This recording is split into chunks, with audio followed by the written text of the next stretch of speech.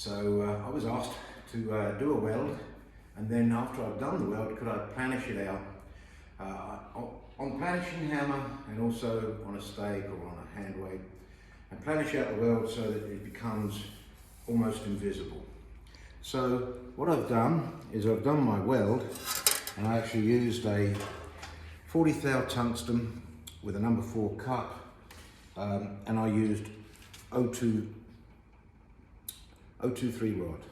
So the 023 welding rod, it then gives you a weld, and it's nice and smooth once you get the consistency with the heat band. As you can see, I've welded down there. Some areas are a little bit higher than others, but generally it's pretty flat weld. Then I look to see if my penetration is good, and as you can see my penetration looks relatively good all the way through. So I'm not going to say that's the greatest weld I've ever done, but it's a good weld. So now, where do I start? So what I'm going to start is I'm going to run down the weld. I'm going to feel where my highs and lows are, and I'm going to come in with my grinder just to detail where I may have added just a little bit too much rod.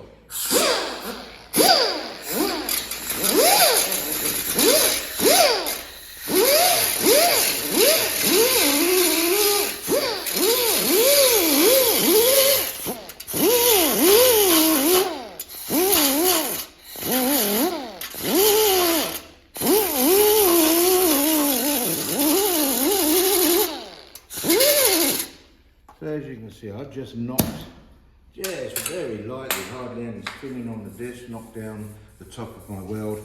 Now I feel down it, it's a little bit more even, really nice. So secondly, what I always do, so that I get a nice pretty weld and I don't get any contamination hammered into the metal, is I'm now going to take a wire wheel and I'm going to remove all the scale and welding stuff that I don't need.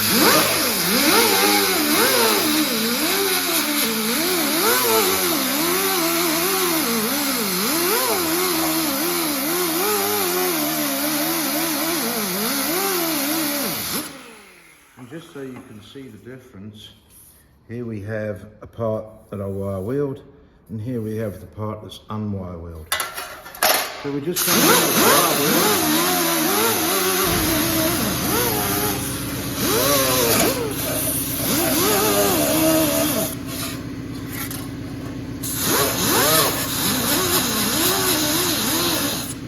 Not only going to do the top of the weld, I'm going to do the bottom also.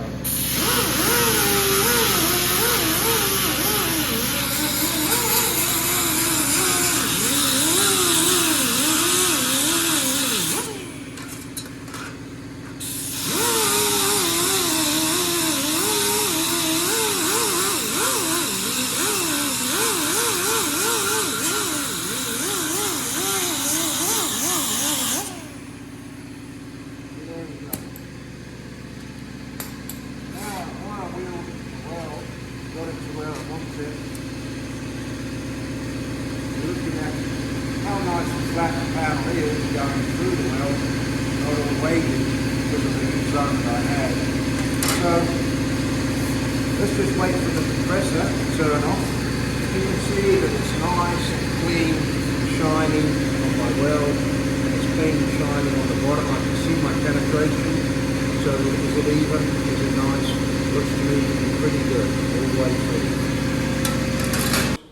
So I've got my weld, I've cleaned up my weld, and now we're going to planish out half of the weld in a planishing hammer and half the weld over a stake with a hammer and dolly, and we're going to be able to planish out the weld.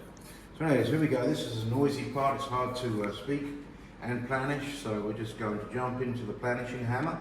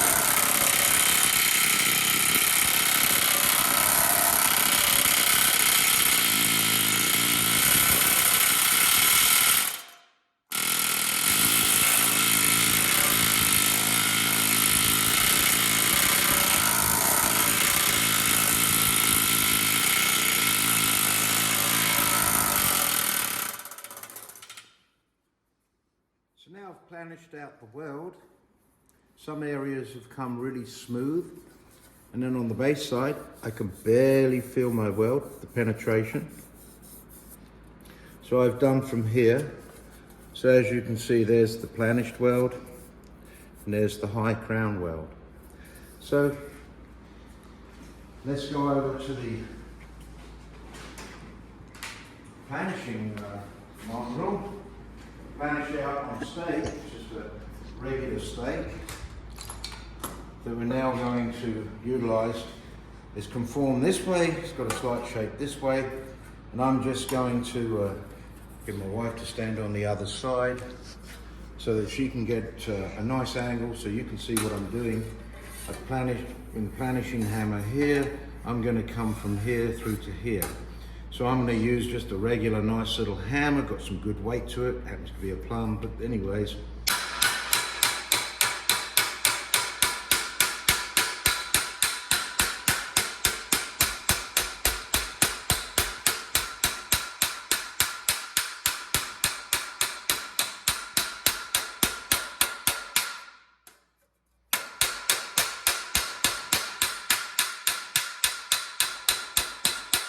Let me switch up hammers to my Weld planishing hammer.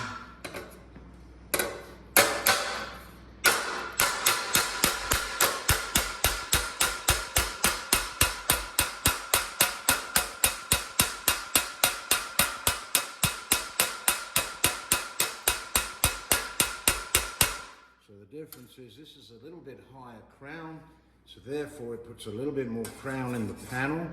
My other hammer is more of a flat face, so you can see. So if anything, it may put a little bit of flatness, but also makes maybe slightly hollow, even though I'm on a high crown dolly or stake.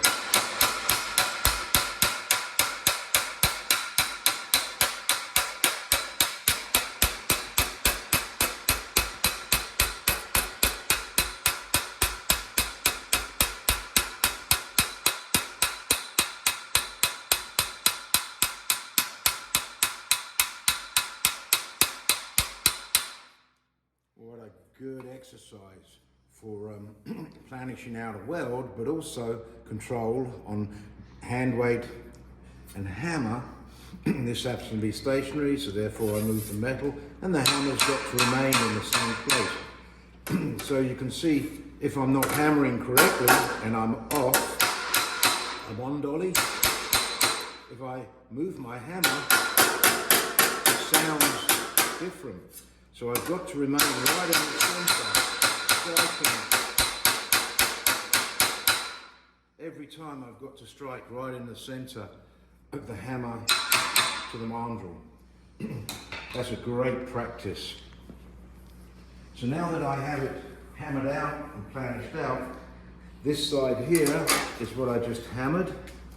So right here is the hammer and dolly, and right here is the planishing hammer.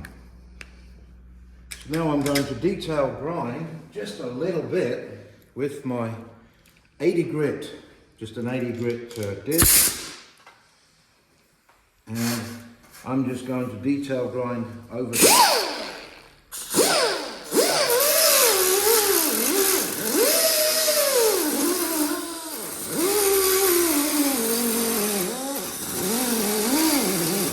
just very lightly. I mean, the disc is hardly spinning, I've got hardly any pressure.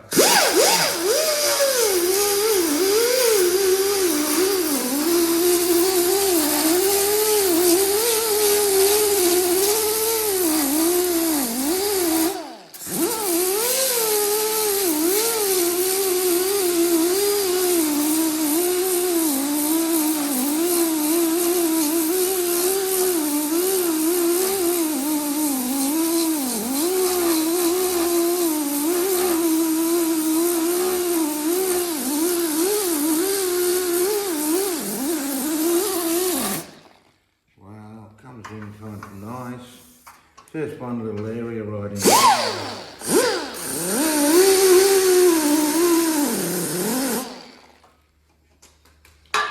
So there we have it, so you can see, wow, weld has disappeared. No evidence of really a weld. So now I'm going to swap out to a smaller grinding wheel. And on my smaller grinding wheel, notice the pad is a little bit more tensile. This is a little bit more rigid. This one is more flexible. We have a whole bunch of flex on it. So the one that's a little bit more rigid, I'm just going to come in and detail grind at the same.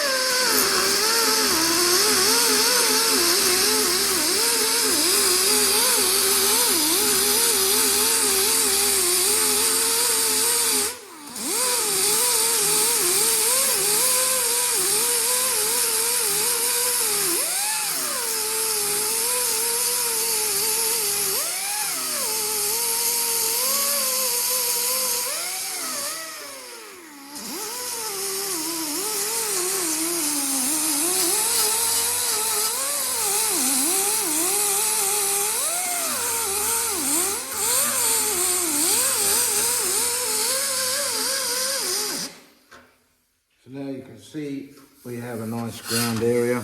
Okay, I'm not going to nitpick my penetration over here, not 100%. Maybe I need to planish a little bit more.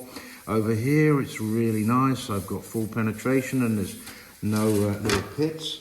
So then I might just finish it off with the grind wire wheel.